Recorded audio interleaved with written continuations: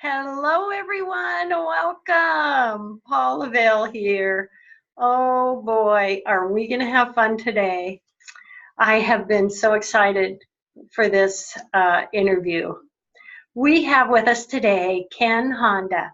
He is the author of Happy Money, The Japanese Art of Making Peace with Your Money.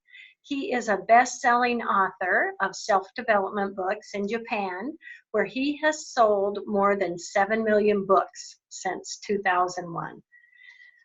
This book is absolutely amazing. I loved it, Ken. It has so much great information. A little bit more about Ken. He is the first person from Japan to be voted into the Transformational Leadership Council, fluent in Japanese and English. He has lived in Boston and currently resides in Tokyo. Well, first off, welcome, Ken. Thank you, Paula. I'm so happy and excited to be on your show. Oh, and I am so happy to have you with us and so excited to hear all your fantastic information about happy money. Thank you. First off, would you like to share any background with us? What brought you to write this amazing book? Yeah, so briefly, I was born into an interesting family. My father was a very successful accountant, and he taught me a lot about money since I was 5, 6 years old. He took me to a shopping mall nearby. He asked me which one is making most money. And I thought it's a fish market because a lot of people go in and out. But he said, but fish is very cheap. There's a mattress store, and also there's a real estate store.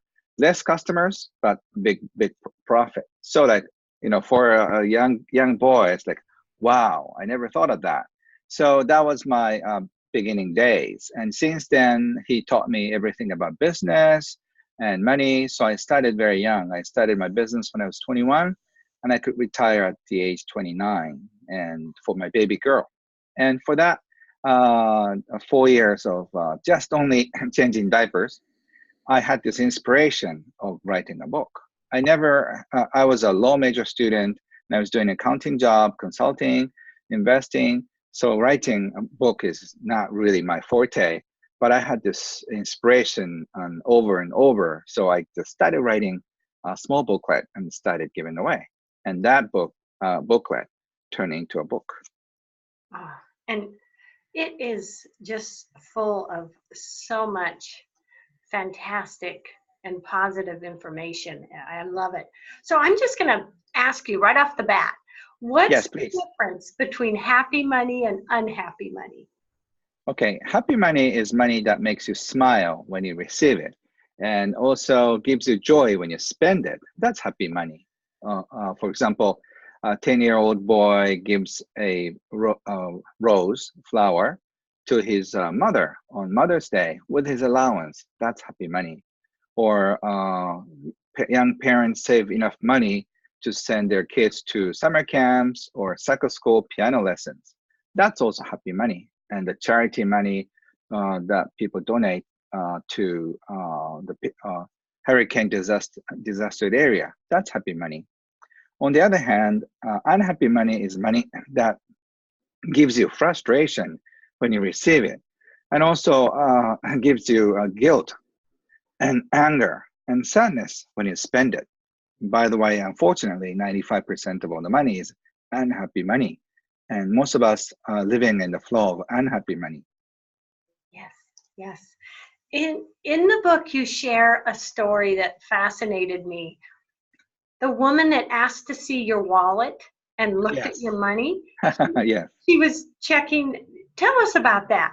Yes, I do a party all the time.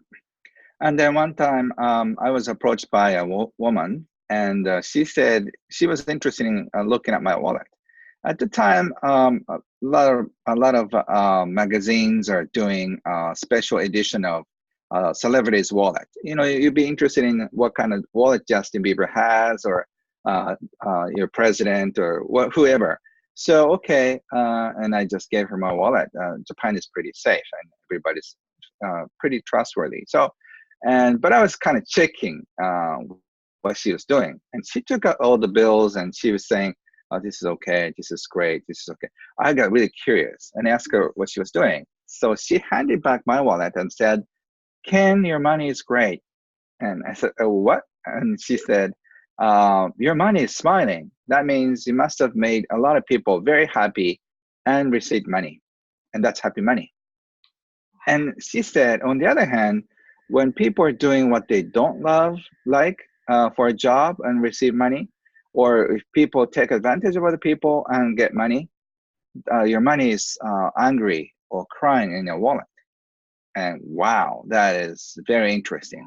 And since then, I've been thinking, uh, some of my friends' money is smiling, and others must be crying. So I realized that my life mission is to make all the money in the world smile. That's why I've been writing books. I've written actually 56 or 7 books. Oh, and I'm telling you, Ken, every Yes. day for the rest of my life now, when I'm looking at my money, I'm going to think to myself, is this happy money or is this Mhm. unhappy money? For Yeah. So example, if I give yes. to a charity, or I pay someone as a thank you for doing something for me, or Mhm. money received from a Reiki student, it's going to change how I look at it. Yes, that's beautiful. And Paula, you have been living in the flow of happy money. So you really understand what I'm teaching about, because it makes you feel good. That's happy money. So unhappy money makes you feel so ooh and yucky and not good. That's unhappy money. So you can really tell. People ask me, how can I tell? You know. Yes. Now, would you say to have happy money, you have to be wealthy, or can anyone have happy Mhm. money? That's a beautiful question, Paula, because you don't have to be wealthy or you have to have a lot of money to be in the flow of happy money. Even if you make the same amount, you can smile and you can just dance while you on your way to work. Whereas unhappy people or frustrated people complain about the work, even if you get the same amount. And what's great about happy money is if you start appreciating your money, you start appreciating other people too. I Mhm. have one woman who participated in my seminar. She was always complaining about her boss, but she realized that it's a miracle that she doesn't have a good educational background, but still she was hired by this boss. And and she realized that how miraculous it is to get a job and receive monthly salary without any worries. So she started appreciating her boss about everything, and his boss was very surprised, but at the same time, she appreciated her back. So a few weeks later, she got a raise from her boss. I So love it. that's how appreciation also becomes more money too. Yes. Yes. So would you say how we feel about our money affects our ability to create more abundance and to live in abundance? Yes, and even if you don't create more abundance, you feel more abundant because you can appreciate, wow, it's amazing, even if you have a roof over your head and then you have a hot running water, you're in heaven compared to many people on this planet. So if you can start appreciating what you have instead of what you don't have, you feel blessed. It's Yes. not that simple, but it's doable and it doesn't cost anything. All you have to do is start appreciating your money coming in and going out. I say, arigato in, arigato out. And would you say that having a balance of, let's say, okay, we have the money that we've saved or we put away for the future. I've always believed that's a good idea, but in the meantime, I've always felt, but I'm going to enjoy my life. I'm going to enjoy my life today. So I may spend a little of that to treat myself or my family to something. So would you say that's important? Yes, according to my studies, there are many money types, and the people who often treat yourself too well. I call them spender type. For a spender type, you should do that maybe less than you do. You don't have to treat yourself every day or like 3 times a week if you're not making a lot of money. So it's also once again it's a balance. It's almost like your health. If you're skinny, you shouldn't eat so much. If you're big and tall, maybe you need more food. So you have to really know how much is the right balance. If you're making little money, you have to really learn how to budget too. Yes, I love it. I love it. And you have said money is Yes. not the problem, we're the problem. Yes. Explain that to us, Ken. So to be precise, it's more of how we feel causes the problem, because we have so many emotions stirred up by money, and mostly negative things, because we think money brings security. So because of that, we feel so fearful around money, because when we don't have enough money, if we are stuck and money doesn't come in, we feel instantly scared about this not having enough money. So people do weird things, crazy things, if they're in a you know fight or flight mode. And then when you come to realize we're not going to die with no money situation. A lot of wealthy people at least have been to no money situation of 3 or 4 times in their entire life. But and most of us will never experience something like that, because we make sure that something like that will never happen. But we are so constantly afraid of this situation with no money. And since we are so afraid, that's why we don't leave the job we don't like and just venture out to the job we like, or going toward a beautiful life. And it's the same thing with relationship. It's so hard to leave a dysfunctional relationship because we are so afraid to leave what's not working. And money and relationship are very similar, by the way. So if you are clear with money issues, your relationship will also change too. Yes. Oh my gosh. And you have said that when Yes. we earn and spend money, we do so with either love or fear. Tell us. Yes. So one of the books I love is letting Dr. Gerald Jampolsky, Love is Letting Go of Fear. And he says our communication, it's only two communications, love or fear. And when it comes to money, it's the same thing. Do we deal with fear, or do we deal with love? So when I receive money or when I spend money, I always ask myself, is this out of fear or is this out of love? And I always check to make sure that I'm using, when I'm receiving money, with love. And oftentimes we spend money because we are in fear. We don't spend money because we are in fear. So you have to really check. Otherwise, our life is so limited because of the fear we have around money. And most of us don't even think about what's possible in our life because of money fear. Because whatever you do in this world costs something. If you want to go travel, if you want to study something, if you want to experience something new, there is also a price tag too. So for fear of money, we don't even think about what's possible, and also we don't realize that it's happening because of fear. So unless you heal this money wounds, I call, or fear around money, you have this subconscious limitation because of money, and that's a tragedy that we have in the world. That really closes a door, doesn't it? Where letting go of the fear and having trust and being open really opens a door, doesn't it? Yes. So when I started as an author, I wanted to share what I know. So I started my book, giving away my booklets for free. And every day I was stapling 10, 20 copies, and I was so tired of doing that. And my friend asked me if I hire a printer, which I did. That was the beginning of my career.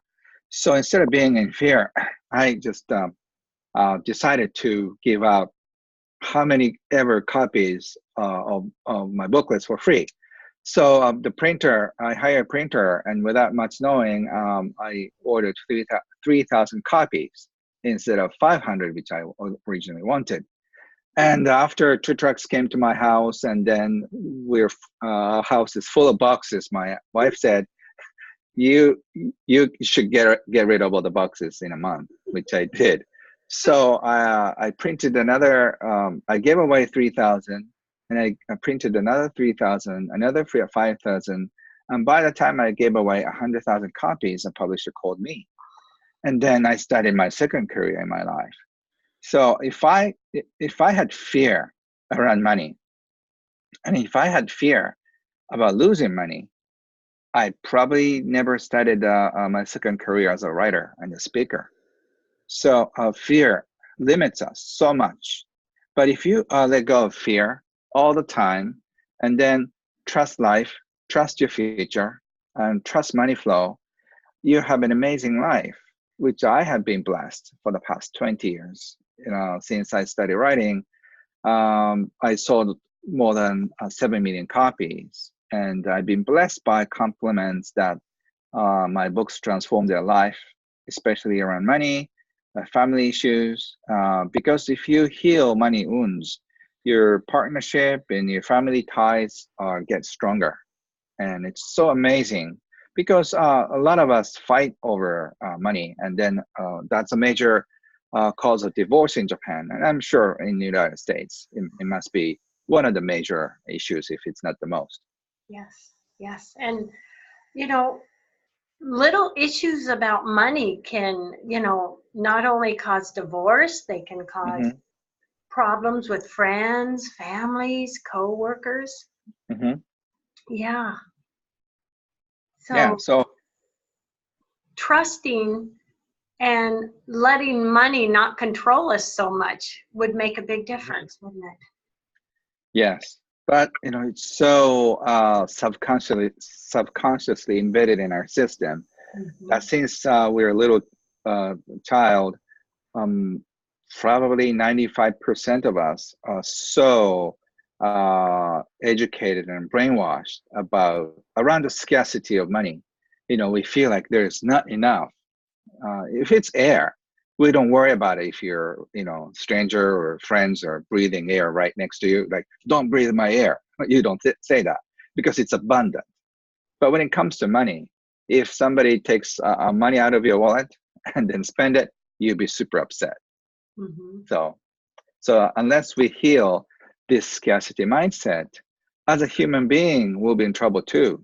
So that's one of the reasons why I wrote this book. We have to learn how to share and how to be in the flow without attachment. Otherwise, we're so stuck. So Yeah. my vision is, for example, uh, after healing your relationship with money, if 10% of what you have or what you make will be shared globally, I think we can solve most of our problems in a matter of months. Hmm. But we are so tied up with a security myth that we need money. Yeah. So that's also something I want to help people to heal too. Yes. And that sharing of our money affects the energy of the money. And really, would you say then it can open up a door to us receiving more money because we are in Yes. that sharing mindset? Hmm. What's interesting is that it works in business too. When I was doing an accounting job, I divided my clients to two groups. One group, I was doing a regular job and nice, good job. And the other group, I always bring some small gift, like a little chocolate or book or a CD or whatever. I thought my clients would love. No, little cost like $10 or so. It's not huge. So 6 months later, I just checked. The first group gave me some referrals, but not much. But the second group that I brought small gifts all the time, they were just giving me so many referrals. And it's because of what I gave. So in our human psychology, if we are given something, we feel this need to give back. So I think it's everywhere. I think as long as you're human. So I think it's so interesting. The more you give, the more you receive. And I think it's a law too. And for example, think of two florists that you have in your town. One florist always give more flowers, more something, free something, and she's very passionate about the flower. And the other one, she doesn't feel so excited. She's doing it because of it's her job that pay brings food on the table. Which florist do you want to go to? The one who gives out and a lot of passion, happy. We are drawn to those people who seem to be enjoying what they love. Yes. And that is, out there in the service industry everywhere, isn't it? If you have a passion and love what you're doing, the customers are going to feel that you're caring, right? And it's going to come back and bring more abundance. Yeah, so it doesn't really matter if you're a lawyer or florist or small diner owner or any job you do. The passionate people get promoted faster, and they're more liked by clients. And what's interesting is if you like your clients, respect your clients, they respect and like you back. That's a law of a mirror, I think. Yes. And then if you are in the flow of happy money, what's great is that you feel great about life. You feel so grateful about having your family, having your friends, having having your job, and having this beautiful time on this planet. And this gratitude somehow brings more, something more to appreciate about. Yes, yes, it really does. And I know a little thing when I meet girlfriends for dinner, for lunch, what we do is we just take turns buying. We don't That's fun. look at like, okay, yours was $1 more or this or that, or how much I spent last time. It's like, okay, this get together, you buy, that get together, I buy. And we just take money out of it and we enjoy and just celebrate being together. Yes. That reminds me of my friend who was in the flow of unhappy money when I was 20 back in college. He said, he suggested, why don't we stop celebrating our birthday? Because it costs money. So he was saying, don't celebrate my birthday. I'm not going to celebrate your birthday. That way we can save money. I said, something was very wrong. So, that's a complete opposite mental attitude, right? Yeah. It's not fun at all. Yeah. What do you want most for the audience today, Ken, to take away from this message? Something they can think about right now, starting today. I'm going to think about this going forward. I see. So Paula, I always believe in the same kind of people connected together. So I'm sure your audience would be like you, who are very passionate, loving, and also sharing. So you already, I'm sure the viewers of your program, they already know what I'm talking about. So I want you to encourage you to do more, take a risk, and start saying arigato or thank the money when it comes in, and thank the money when it leaves your life. That's number one. It doesn't cost any money. But if you're more advanced, I suggest you give a little more. $1 to a charity, $2 more if you can do 20 or 200, or if somebody can afford to do that, donate $2,000. Or the number you never done. It's scary, but I'll just guarantee it gives you so much freedom and happiness, because if you give something, you realize that you have more than enough. And that is a beautiful feeling that opens the door to the next level of abundance. My mentor, Wahei Takeda, told me that the real key of wealth is arigato your money. Thank your money. Thank your life. And that way, you have an incredible abundance and appreciation in your life.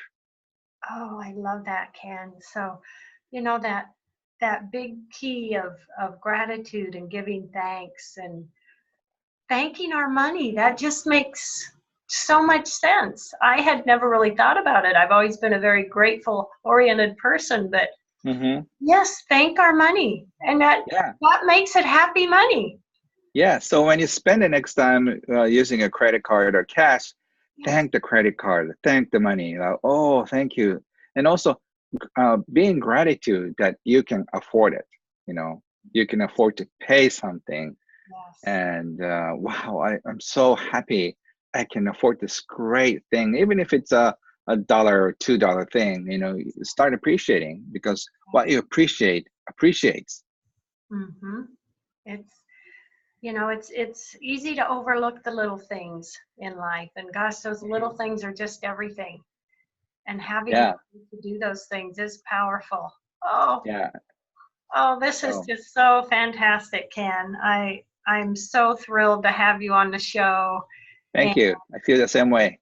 oh gosh, and so happy money. I love it. That's what I'm going to think about from today forward. And Thank you. everyone out there, I hope you really enjoyed this, and I really hope you read his book. It's absolutely amazing. It's so fantastic. Thank you so much. I'm And, sure it's everywhere in the bookstores and airport bookstores, yeah, Amazon. You can get it anywhere. yeah, simple but powerful. It really is. That's how I'll describe it. Thank Hugs you. and blessings to you, Ken. Hugs and blessings to everybody out there. Thank you for joining us today. Bye. Thank you.